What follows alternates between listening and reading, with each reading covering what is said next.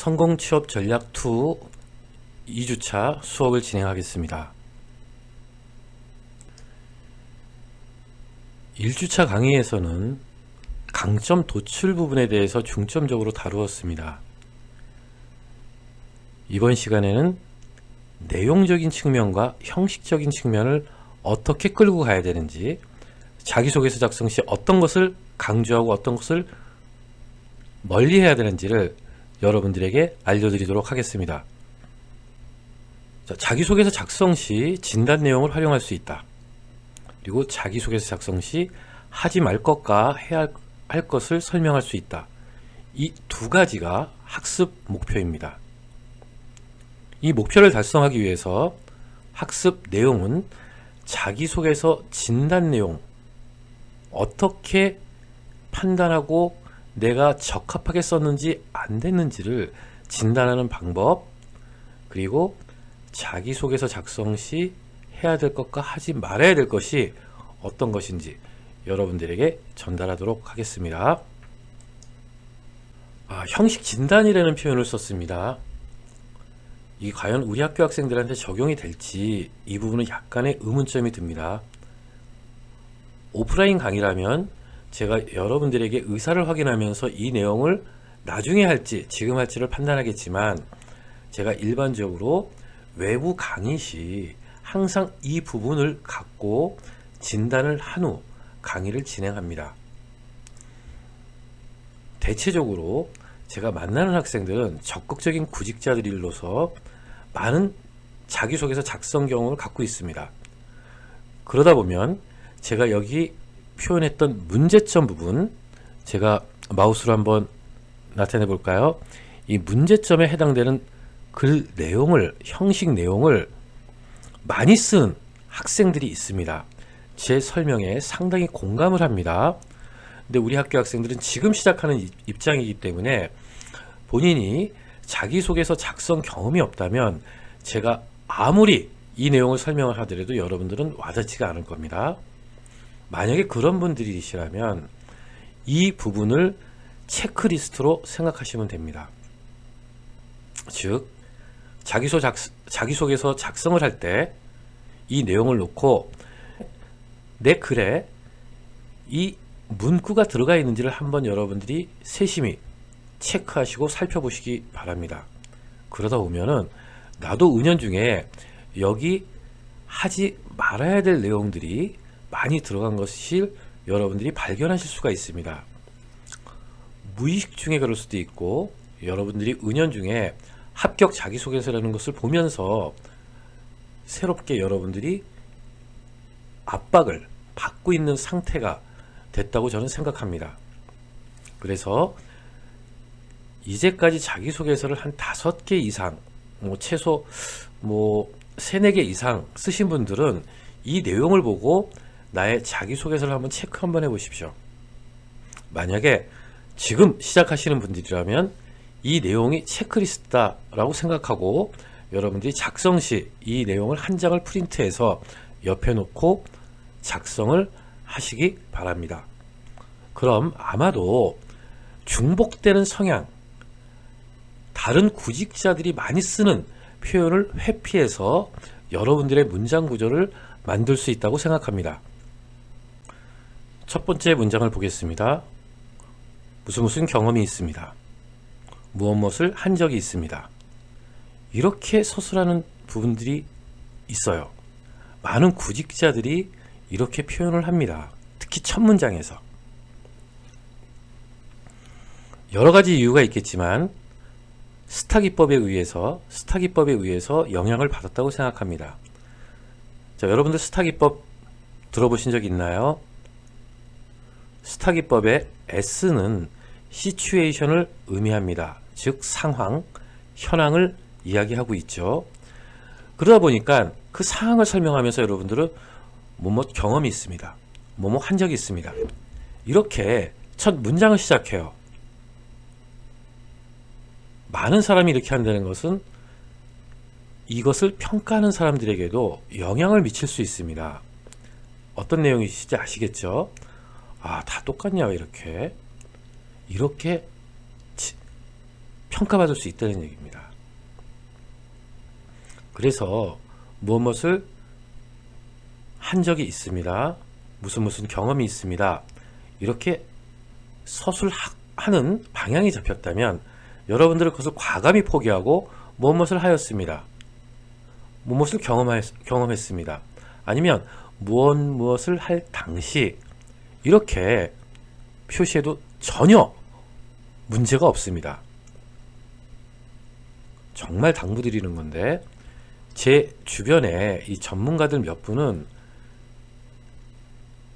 무슨 경험이 있습니다. 이렇게 쓰면은 정말 아주 광분을 하시는 분들이 있어요. 왜? 너무나 많이 이렇게 쓴다는 거죠. 구직자들이 첨삭 좀 부탁드립니다. 이 제 것 좀 봐주시겠습니까? 하면 첫 문장이 다 똑같아요. 그리고 읽는 사람 입장에서는 어떻게 됩니까? 부정적 선입관을 가질 수밖에 없는 거죠. 그래서 여러분들 꼭 기억하실 것 중에 하나가 뭐뭐 한 적이 있습니다. 무슨 경험이 있습니다. 이 표현은 쓰지 않는다. 앞으로 지향한다. 지향입니다. 지향이 아니고 지향한다는 것을 여러분들이 꼭 가슴속에 새기고 수업에 임해 주시고 특히 자기소개서 작성할 때 꼭 이 부분을 지켜주시기 바랍니다. 두 번째, 무엇을 배웠습니다. 무엇을 깨달았습니다.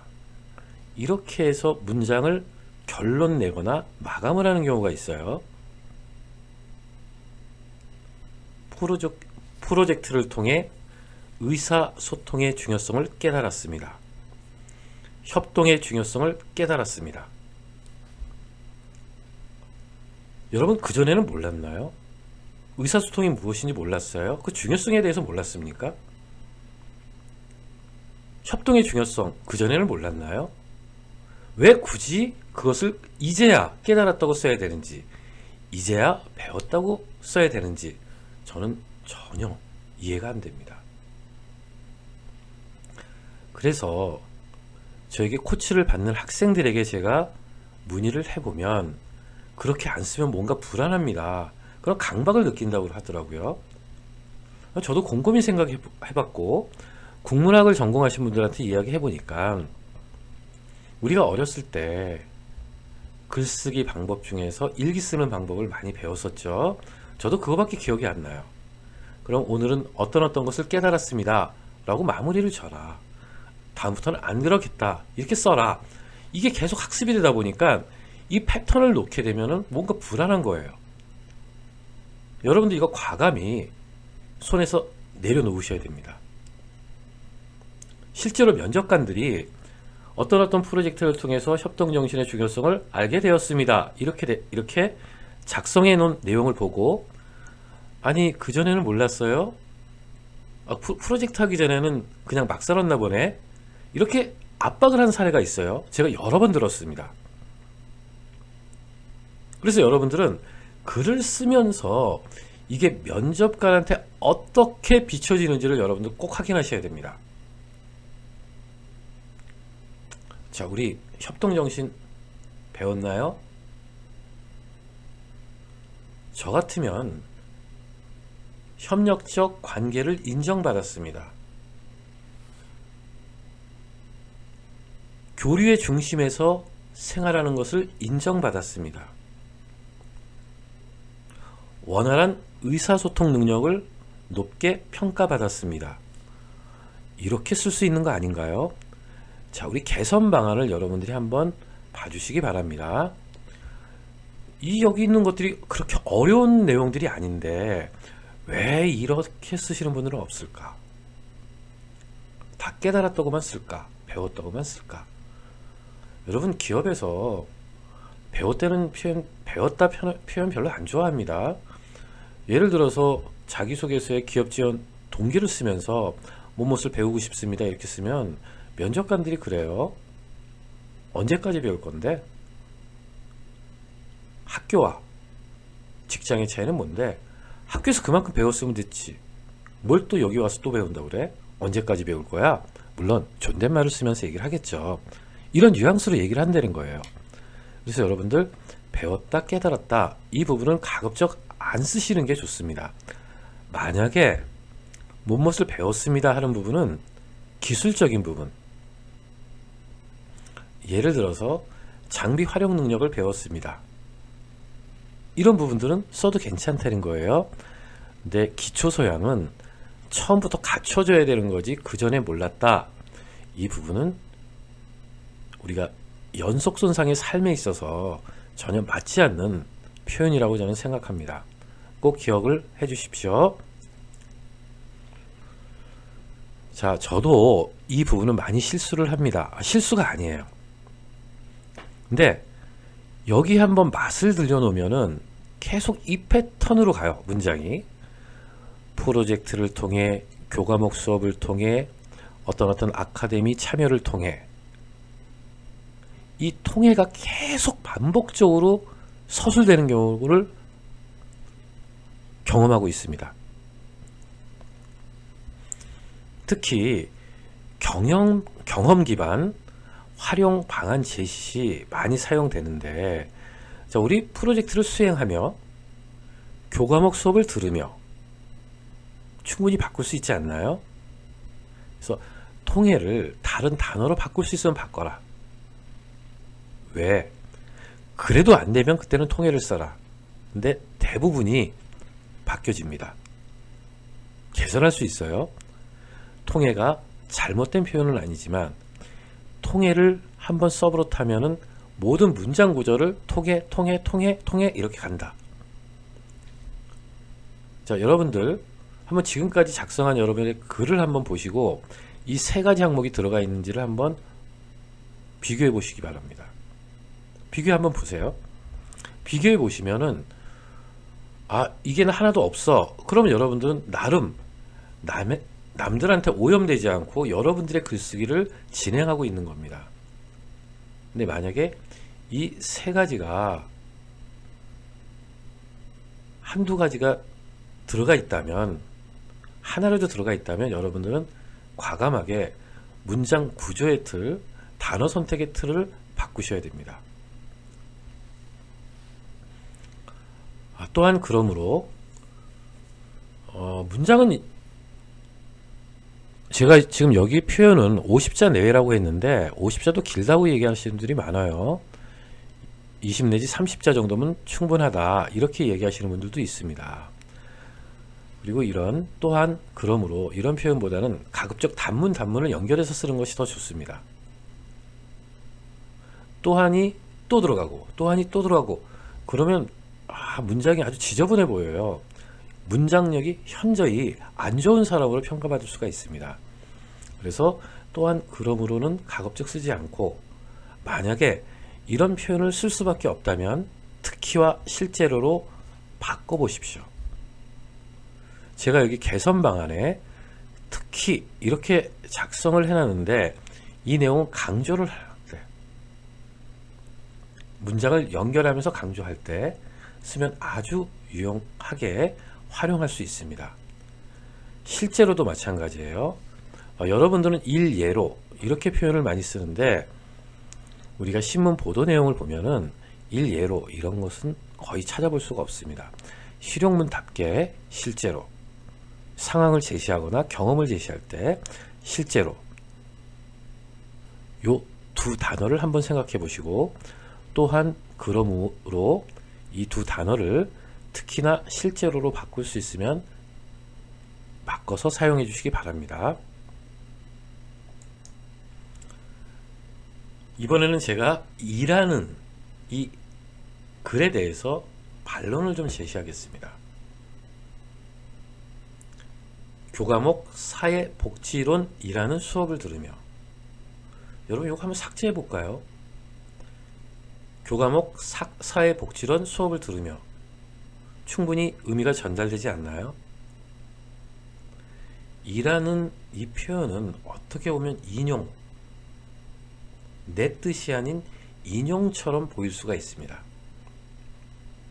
그거 못모래는 애 있잖아, 이렇게 표현하고 같다는 얘기죠. 그래서 여러분들이 문장을 구성하다가 뭐뭐이라는 이 문구가 들어갔을 때 한번 삭제를 해보고 문장이 연결되는지를 판단해 보시기 바랍니다. 문장 구조가 안 되면 이라는을 써야 돼요. 근데 이라는 일에는 이 표현이 빠져도 충분히 의미가 전달될 수 있다 그러면 과감하게 이 역시 버려주시기 바랍니다. 개선 방안 명확하죠? 충분하죠, 여러분들? 지금 눈으로 확인하실 수 있는 것처럼 여러분들이 자기소개서 작성할 때 요런 하나하나의 사항을 체크하면서 작성을 한번 해보는 연습을 해주시기 바랍니다.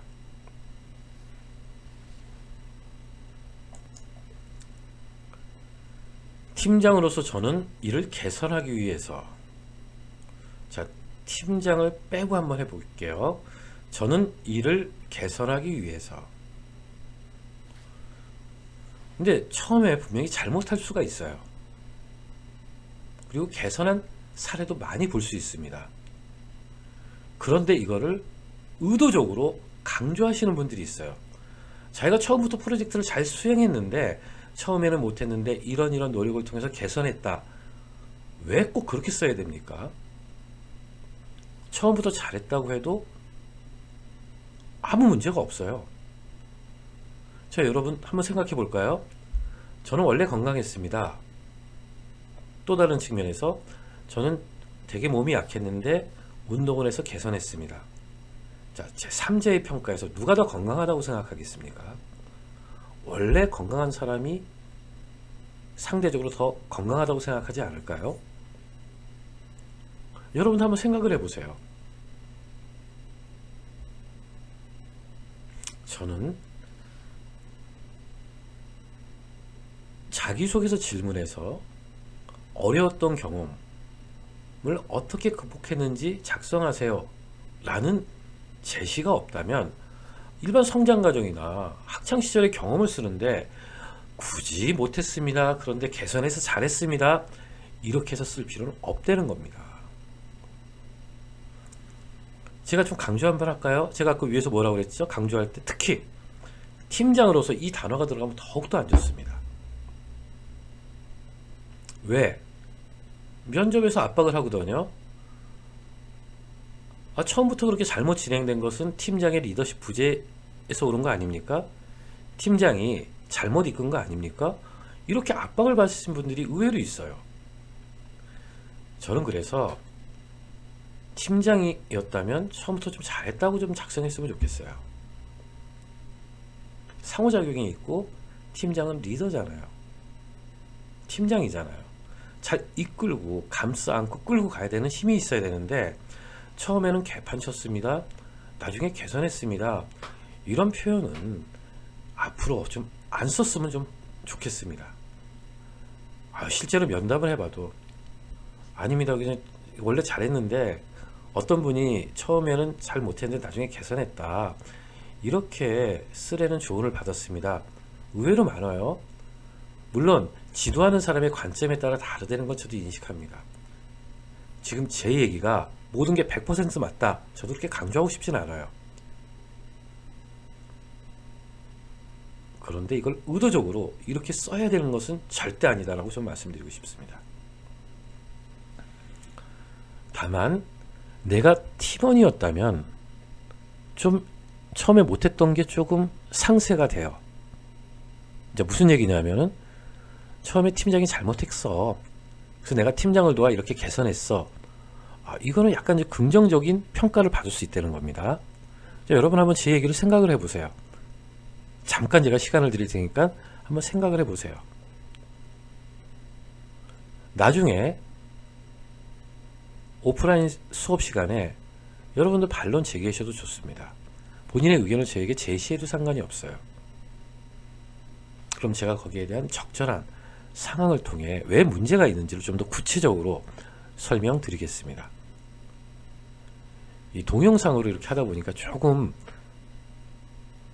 공식적으로 해야 될 말과 하지 않아야 될 말들이 있는 것 같습니다. 제가 이 부분에 대해서는 좀 양해를 부탁드리고, 제가 지금 강의를 진행하는 이 내용에 대해서 여러분들이 좀 가급적이면은 저 사람의 관점은 이런 내용이었구나, 저 사람은 이런 형식을 좋아하는구나. 그렇게 그냥 한번 믿어주시기 바랍니다. 자, 생각합니다. 저는 뭐뭐라고 생각합니다. 저는 미래가 불투명하다고 생각합니다. 미래의 주인은 제가 주인공이라고 생각합니다. 자, 마지막 예를 한번 들어볼까요? 미래는 제가 주인공이라고 생각합니다. 주인공입니다. 문장 되죠? 생각합니다는 좀 겸손해 보이는 것도 사실이지만 자신감이 없어 보이는 것도 사실입니다. 전체 문장 속에 모든 서술어를 생각합니다, 생각합니다, 생각합니다, 생각합니다로 끝나시는 분들이 있어요. 이건 문제가 있는 거죠. 한번 생각합니다로 문장의 서술 구조를 갖고 하면 계속 이 부분이 반복이 돼요. 그래서 미래의 주인공은 저라고 생각합니다. 미래의 주인공은 저입니다.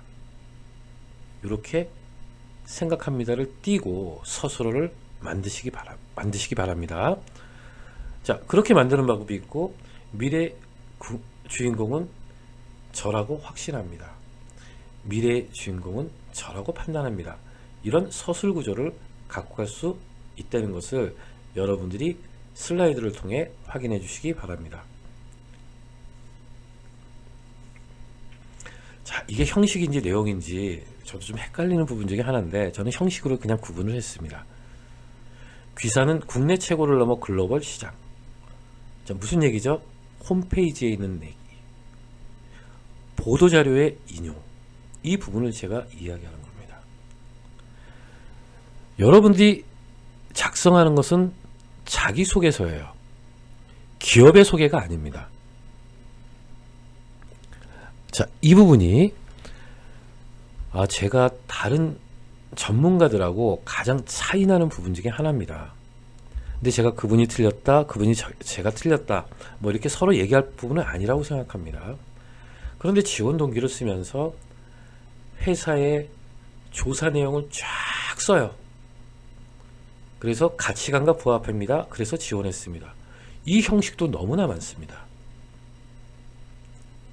어떤 강사분들은 그 회사 아니면 안 되겠어라, 이렇게 말씀을 많이 하세요. 저는 조금 그렇게 쓸 필요 없다. 직무 중심으로 써라. 그리고 기여 중심으로 써라. 전 두 가지를 강조합니다. 그래서 기업 소개를 하지 말고 자기의 역량이 나타낼 수 있도록 쓰는 것이 훨씬 더 전 좋다고 생각합니다.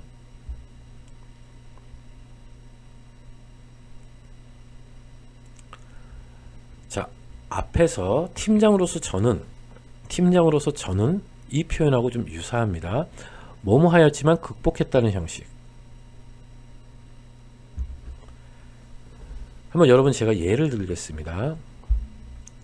터키 배낭여행 도중 현지 마피아에게 끌려가 감금을 당했습니다. 그런데 저는 의지와 호랑이에게 물려가도 정신만 차리면 된다는 생각을 갖고 그 사람들을 설득해 5만원 주고 풀려날 수 있었습니다. 자, 이거 실사례입니다. 근데 그분한테 물어봤어요. 영업 쪽을 많이 지원하셨던 분인데 그런 역경을 극복했다, 이걸 이제 강조하고 싶었겠죠. 면접관께서 맨날 묻습니다. 그게 가능해요? 아니, 마피아한테 끌려갔는데 5만원 내고 풀려났다는 게 말이 됩니까? 계속 반문을 하더래요. 구체한 설명을 해야 되잖아요. 그래서 여러분들은 가공하면 절대 안 되고, 너무나 그것을 아주 죽음의 계곡서부터 아주 좋은 양지까지 온 그런 내용들로 자꾸 이렇게 반복적으로 이렇게 서술을 하는데 좀 안 그랬으면 좋겠습니다. 제가 이렇게 수학의 전문가, 그 다음에 통계 전문가는 아니지만 우리의 삶 자체는 평범한 것이 좋습니다. 일반적인 게 좋은 거예요. 극단적인 경험을 했다는 것을 자꾸 강조할 필요가 없습니다. 또 안 믿어요. 꽤 오래전에 한 학생이 이런 표현을 썼습니다.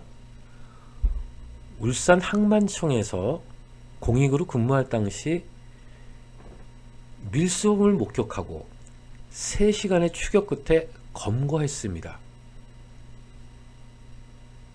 격투라고 쓰지 않은 게 다행이죠. 근데 그걸 믿겠습니까? 여러분 1대1이에요. 우리가 경찰서, 형사라고 얘기하는데 무도경관이라고 얘기하죠. 무도경관이 누군가를 체포하고 제압할 때 절대 혼자 안 합니다.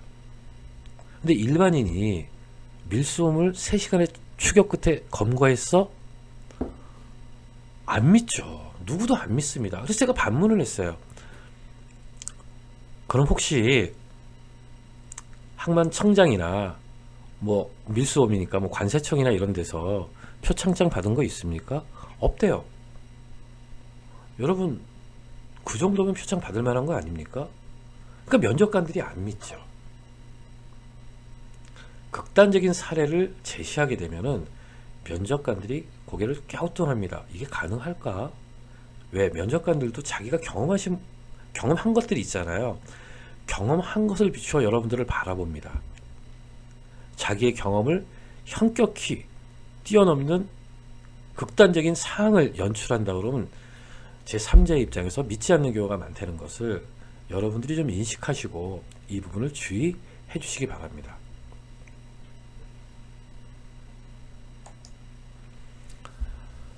저하고 아주 친한 그 전문가한테 제가 지적받은 내용입니다.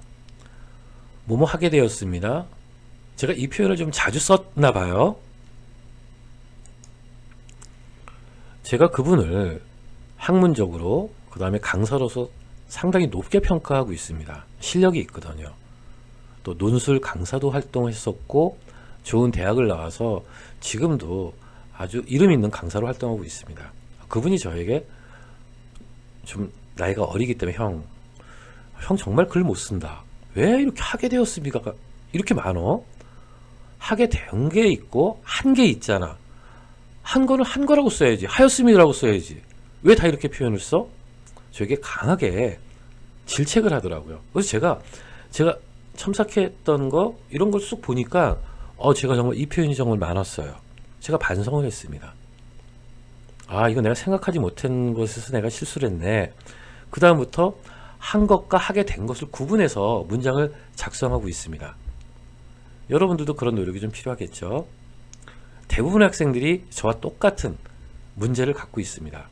그래서 이번 기회에 한 것과 하게 된 것을 구분해서 서술을 해 주시기 바랍니다. 자, 지금부터는 제가 첨삭을 하면서 내용의 문제점, 아까는 형식의 문제점을 갖고 말씀을 드렸고 내용의 문제점을 갖고 여러분들에게 강의 내용을 도출했습니다. 제가 마라 10계명이라고 해 있는데 어떤 걸 하지 말아야 되는지를 여러분들이 세세하게 살펴보시기 바랍니다. 자, 불리한 것은 작성하지 않는다.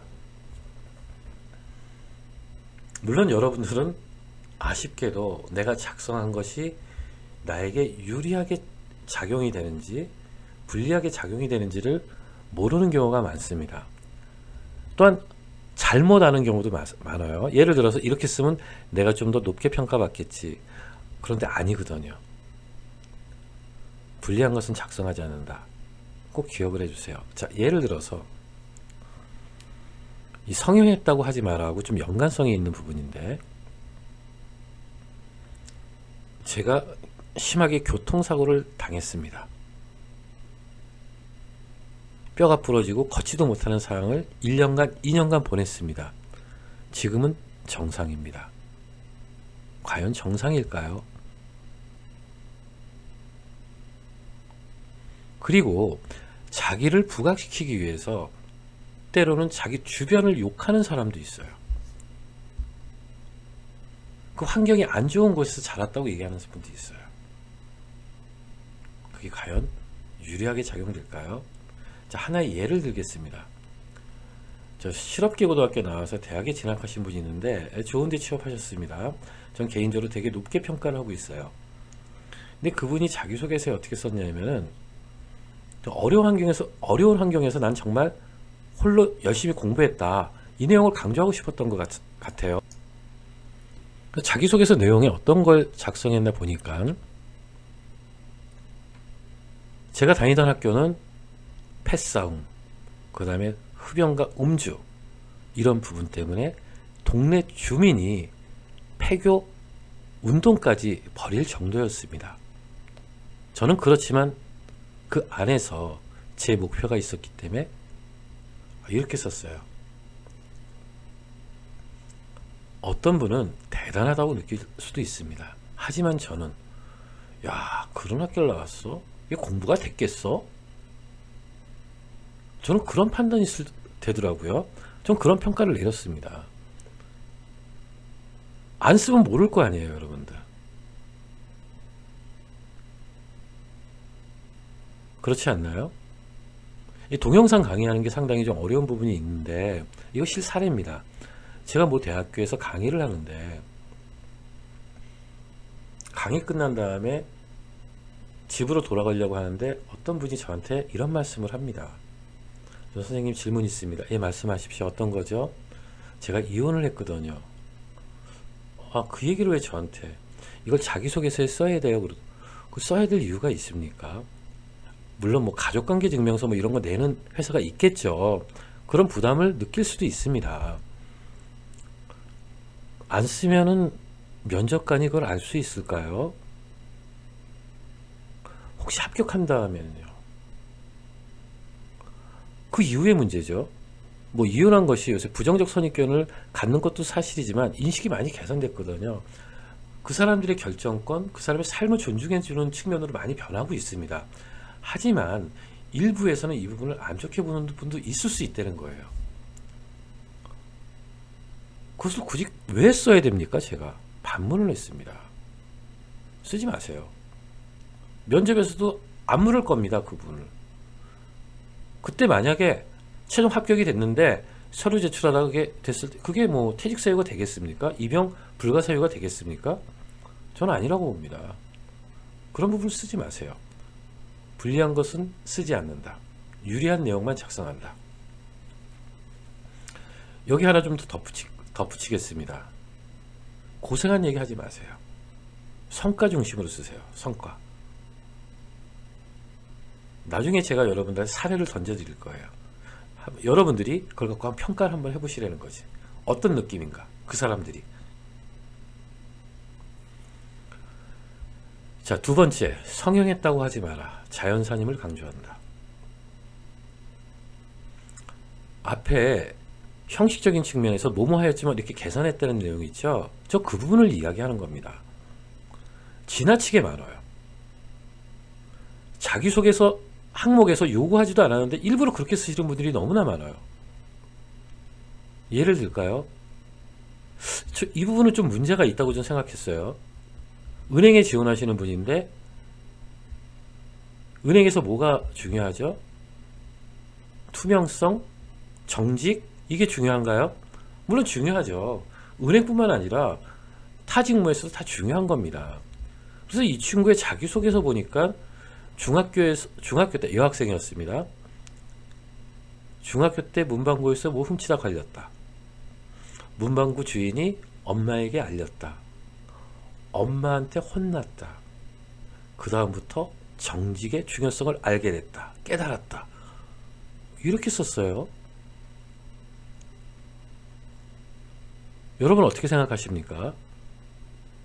처음에는 어렸을 때 우리 그런 장난칠 수도 있어요. 그리고 어느 순간 내가 이러지 말아야지 그런 다짐을 할 수도 있습니다.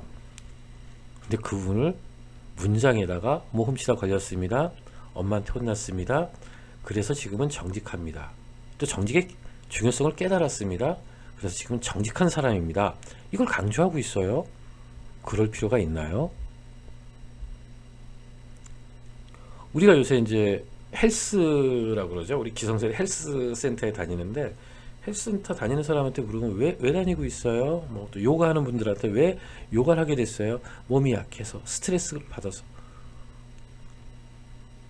얼마나 민감하면 스트레스 해소하려고 또 운동을 합니까? 저는 그런 접근은 아니라고 생각해요. 운동이 좋아서 하는 거고 땀 흘리기 좋아서 한다고 얘기하면 되는 거지. 스트레스를 해소하기 위해서 몸이 워낙 안 좋아서 워낙 안 좋다는 것도 불리하죠. 몸이 허약했는데 한약 먹고 뭐 좋은 약 먹고 건강해졌습니다. 쟤는 그런 사람 말고 어떤 사람은 어렸을 때부터 정말 건강했습니다. 지금도 건강합니다. 과연 누가 더 건강할 거냐는 얘기죠. 어떻게 평가할 거냐는 얘기죠, 여러분들. 제가 여기다 성형했다고 하는 것은 마음 성형까지도 포함됩니다. 어렸을 때 소극적이었습니다. 그런 이렇게 살면 안 된다고 생각해서 이렇게 바꿨습니다. 지금은 적극적입니다. 아니, 원하지도 않는, 요구하지 않은 내용을 그렇게 굳이 써야 될 필요는 없다. 제가 아주 강조해서 말씀드리겠습니다. 제발 이런 형식은 그만 좀 쓰자. 자기소개서 항목에서 요구하면은 그런 부분을 정확하게 쓰면 됩니다. 요구하지 않았는데 다 이 형식을 갖고 뭐뭐 하였지만 개선했다. 뭐뭐 하였지만 개선했다. 그런 부분은 제발 이 시간 이후로 버려주시기 바랍니다. 자, 세 번째, 마라 10계명 중에 세 번째, 인연과 지원 동기를 연결하지 마라. 제가 가로치고 뭐라고 되어 있죠? 귀할 수 있는 내용을 제시한다. 이렇게 표현을 했습니다. 제가 이제 현장 강의에서도 많이 사례를 예시하는 것 중에 하나가 항공 승무원이죠. 요새 뭐 스튜어디스라는 표현도 잘 안 쓰는 것 같은데, 다 이분들이 그 지원 동기를 보면은 어렸을 때 고소공포증이 있었다. 엄마하고 해외여행을 가게 됐다. 그런데 떨고 있는 저에게 다가오는 승무원 언니가 있었다. 그래서 나는 여행을 편하게 할 수 있었다. 그때부터 승무원이 되고 싶었다. 말이 돼요, 여러분들? 꼭 그런 인연을 지원 동기와 연계해서 써야 됩니까? 더 심한 거 얘기할까요? 캐나다 어학연수를 마치고 룸메이트들과 함께 렌트카를 빌려 일주를 떠났습니다. 여행을 떠났습니다. 여행하는 도중 타이어에 펑크가 났습니다. 그래서 죽을 뻔했습니다. 큰 사고로 이어질 뻔했습니다. 그래서 우리는 긴급 전화를 해서 AS를 받았는데 어떤 타이어였습니다. 그래서 저는 그때 이 타이어 회사에 관심을 갖게 됐고 이번에 지원하게 됐습니다. 장황하죠. 사고 안 났으면 지원 안 했겠죠. 그게 인연이 된다고 생각하나요, 여러분들? 특히 지원 동기 쓸 때는 인연을 강조할 필요가 없습니다. 한마디로 어떻게 일할 것이고 어떻게 기여할 것인가가 중심이 돼야 됩니다.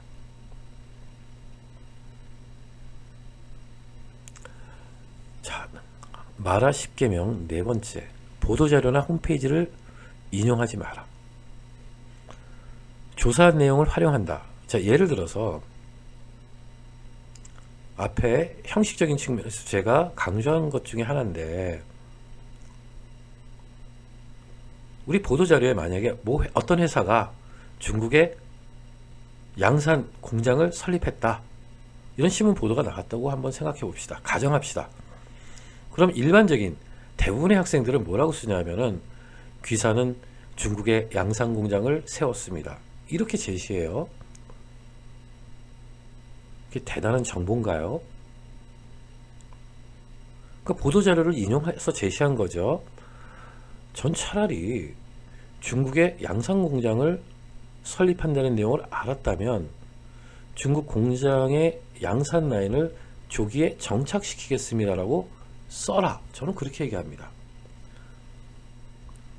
활용을 하는 거죠. 뭐 해외에서 엄청난 계약을 수주했습니다. 그 시장에 진출할 수 있는 여건을 국내에 마련하겠습니다 라고 써라. 저는 그렇게 말씀드리는 거예요. 그게 활용이라고 얘기하는 거죠. 다섯 번째 보겠습니다.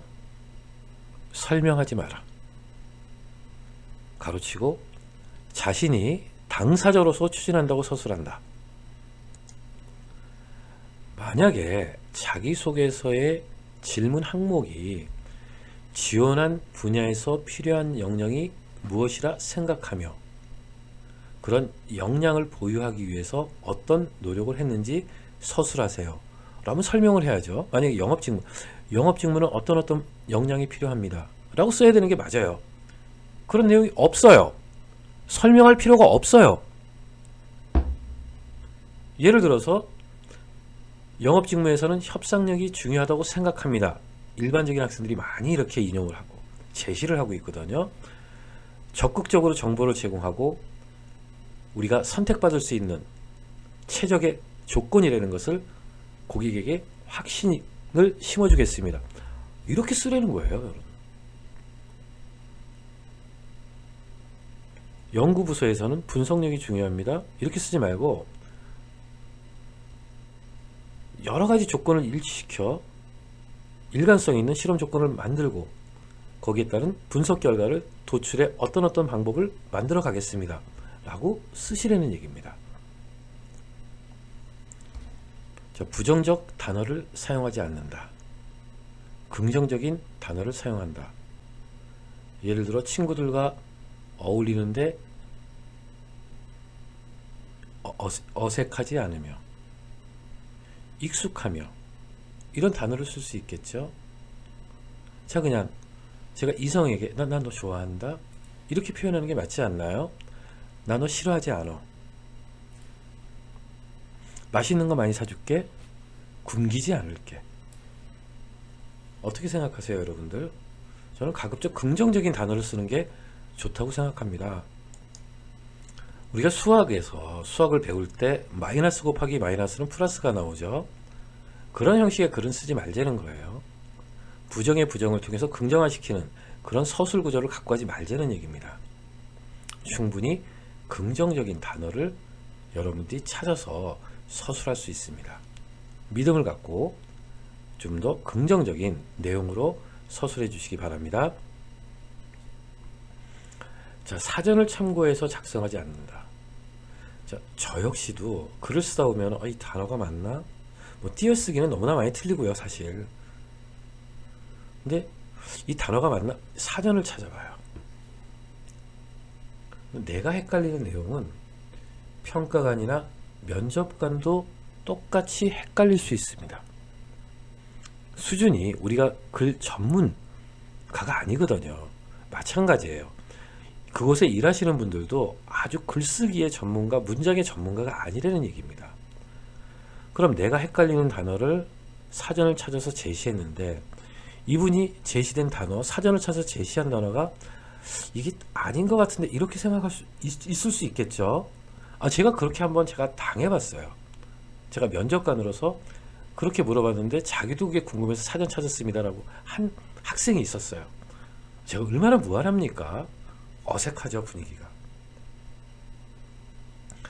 그런 경우는 쉬운 단어를 대체해서 작성하는 것이 좋습니다.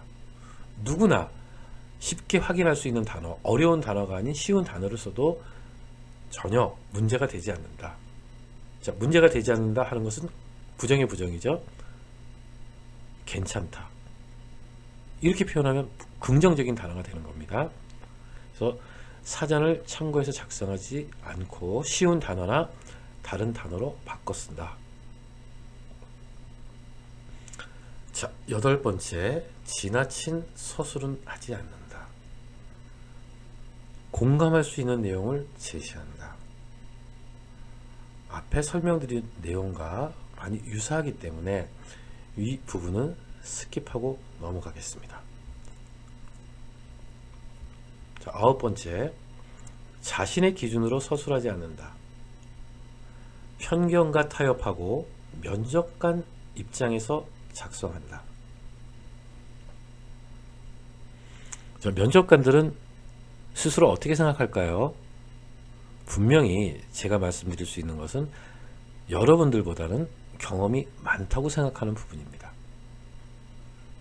내가 당신보다는 많은 상황을 겪어봤어. 그리고 내가 이 나이까지 오면서 얼마나 많은 경험을 했겠어. 이렇게 생각하시는 분들이 많습니다. 그래서 여러분들은 여러분들의 입장에서 서술을 했는데 그것을 반대로 부정적으로 바라볼 수가 있어요. 제가 면접장에서도 옆에 계신 면접관이 이 부분에 대해서 질책하는 것을 본 적이 있습니다. 경력사원을 모집하는데 같은 서울권인데 자취를 하면서 회사 인근에서 자취를 하면서 회사를 다니고 있단 말이에요. 그래서 제가 그 이유를 물어보니까 회사 인근에서 거주하는 것이 좀 더 회사 업무에 충실히 할 수 있다고 생각해서입니다. 저는 칭찬을 해줬습니다. 그래요? 상당히 적극적인 성격이시네. 상당히 조직 입장에서는 좋게 평가받겠네요. 이렇게 하니까 그분은 네, 감사합니다 라고 이렇게 답변을 해주셨습니다. 근데 옆에 계셨던 분이, 면접관이, 아버지하고 관계 안 좋은 거 아니에요? 이렇게 물으시더라고요. 떨어져 사는 게 너 부모님하고 관계가 안 좋아서 떨어져 사는 거 아니냐, 이렇게 이야기를 하십니다. 저 깜짝 놀랐어요. 그런데 한편으로 보면은 그렇게 생각할 수도 있겠다. 이 사례를 제가 취업 아카데미에서 강의를 하는데 수강생이 저한테 손을 들면서 그 얘기 하더라고요. 선생님, 저도 유사한 사례를 당했습니다. 모 병원 원무과를 지원했는데 이 친구는 자기소개서에 그렇게 썼습니다. 고등학교 졸업 후 11년간 자취를 하면서 자신의 선택이었기 때문에 이것을 즐길 수 있었습니다. 이렇게 썼어요. 면접관이 그 내용을 봤나 봐요. 11년간 자취했는데 힘들진 않으셨다고요? 네, 그렇습니다. 자기소개서에 작성한 것과 같이 제가 선택했기 때문에 이를 즐기고자 했습니다. 추가적인 질문을 해야 될 거 아니에요? 근데 면접관이 혼잣말로 부모님하고 관계가 안 좋다는 얘기네, 이렇게 하면서 쑥 지나가더래요. 여러분, 지원자 입장에서 얼마나 황당했겠습니까? 질문도 아니고 자기 혼잣말로 딱 예단하고 그냥 다른 질문으로 넘어가니까 답변한 기회조차 없었던 거 아닙니까? 이런 사례가 발생할 수 있다는 거예요.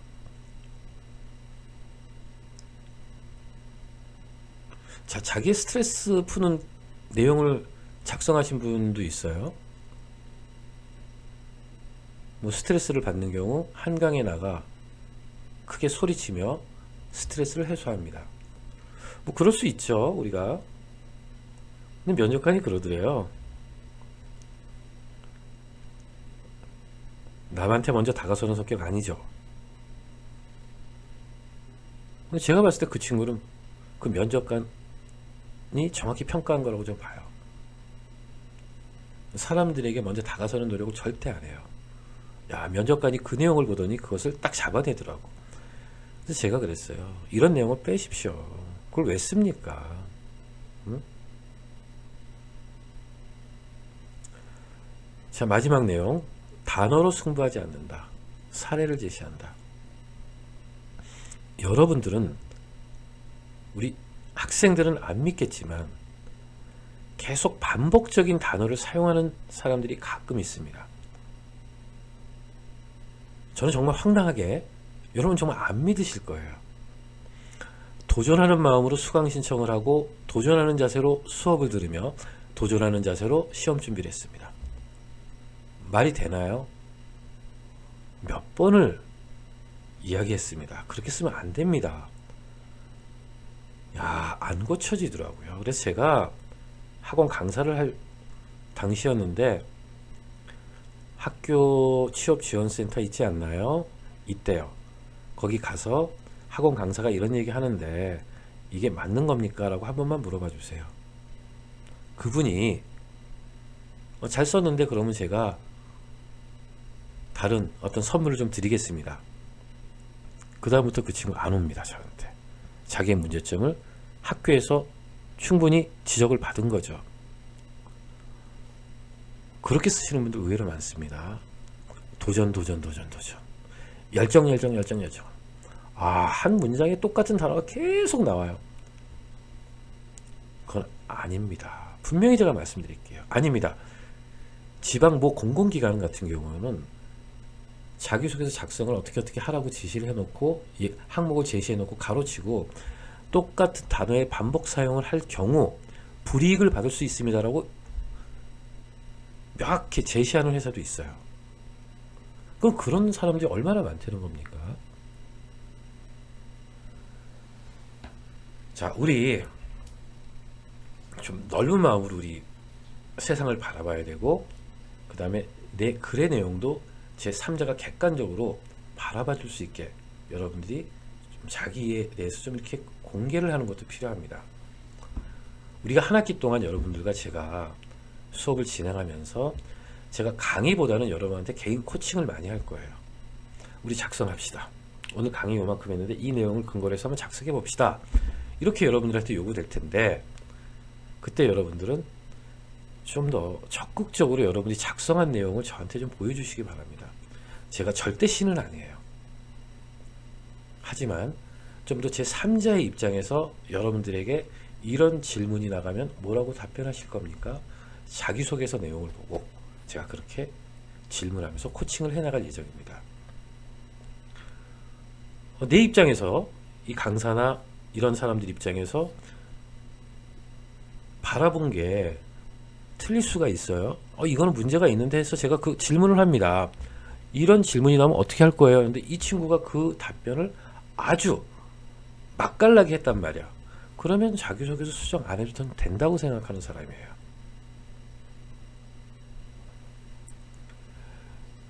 자, 우리 동영상으로 1시간 여러분들과 시간을 가졌습니다. 저에게 좀 더 적극적으로 다가와 주시고 여러분들이 작성한 내용을 항상 저에게 보여주시고 검토하시면서 여러분들의 문제점을 제3자가 이렇게 발견하고 개선안을 제시할 수 있도록 여러분들이 좀 더 넓은 마음으로 수업에 임해 주시기 바랍니다. 감사합니다.